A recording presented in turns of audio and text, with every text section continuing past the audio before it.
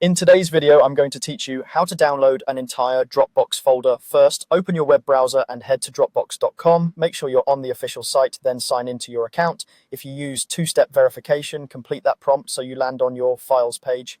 On the left-hand panel, look for the Folders tab. Depending on the current layout, you might see all files with a Folders section inside it. Click into Folders so you can view your list of folders at a glance. This makes it easy to select the exact folder you want to save to your computer.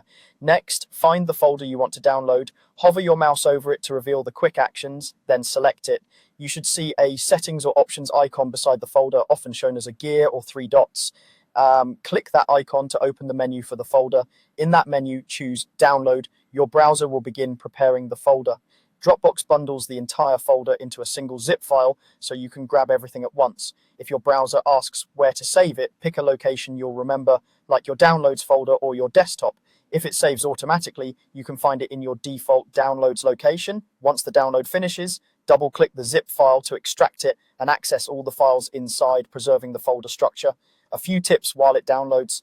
Large folders can take time, and your internet speed will affect how quickly the zip is prepared and saved. If the folder is extremely large or contains a huge number of items, the download may time out in the browser. In that case, try reducing the folder size by removing unneeded files or downloading subfolders separately. Also, if nothing happens when you click download, check for pop-up blockers or try a different browser. For shared folders, make sure you have permission to download. If you only have view access in some cases, the option may be limited. That's all there is to it. Go to dropbox.com, log in, open the Folders tab, select your folder, click the settings icon beside it, and choose Download.